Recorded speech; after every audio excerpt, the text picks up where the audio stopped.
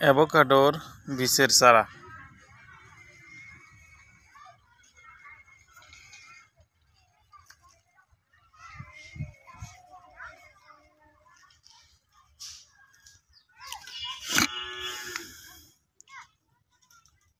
দেখতে পাচ্ছেন বেশ কিছুদিন আগে অ্যাভোকাডোর বীজ থেকে চারা করেছিলাম, প্রায় 1000 বীজ ফেলেছিলাম।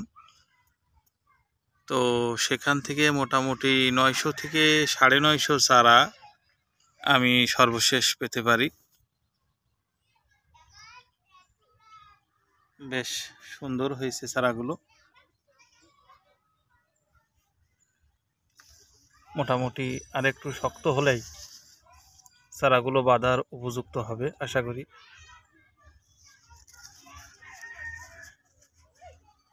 1 ফুট, কোনোটি 2 ফুট, অ্যাভারেজ যদি হিসাব করি তো মোটামুটি 1.5 ফিট হয়ে গেছে সমস্ত চারাই।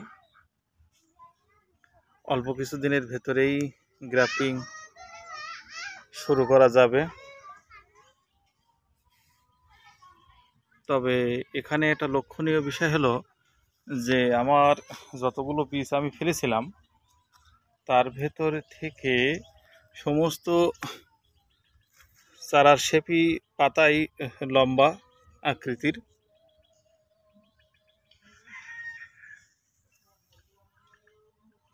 সব পাতাই লম্বা আকৃতির, আপনারা দেখলে তো বুঝতে পারবেন।